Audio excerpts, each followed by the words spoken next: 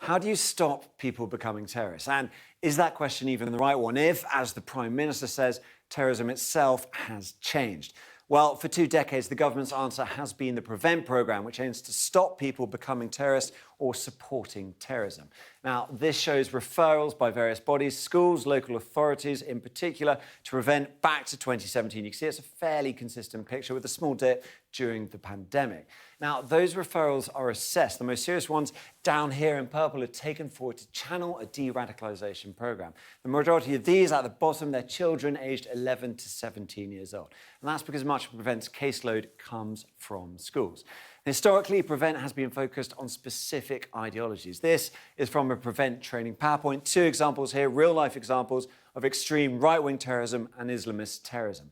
And in fact, a 2023 review of the PREVENT programme, the then government said that more attention should be paid to specific belief systems. It said there should be a greater focus on ideology as a determinant of PREVENT thresholds.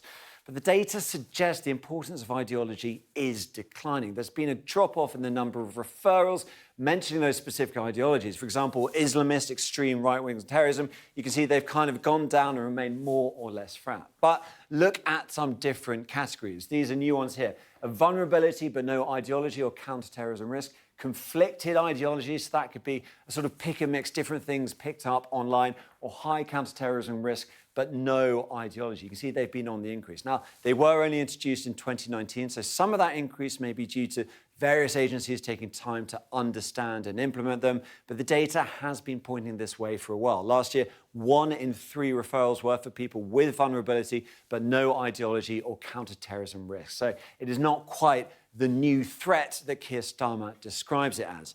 And then very few of those cases are escalated to channels. You can see it down here. So only 3.3% of vulnerability but no ideology or counterterrorism risk make it through to that higher stage. And this shows all the different categories. And pay attention here to the third one, high counterterrorism risk, no ideology. Well, that seems to be what Keir Starmer was talking about when he talked about people fixated on violence for itself. So all of these, they are known problems, but they are problems that successive governments have failed to tackle. The Southport murders are terrible proof that needs to change.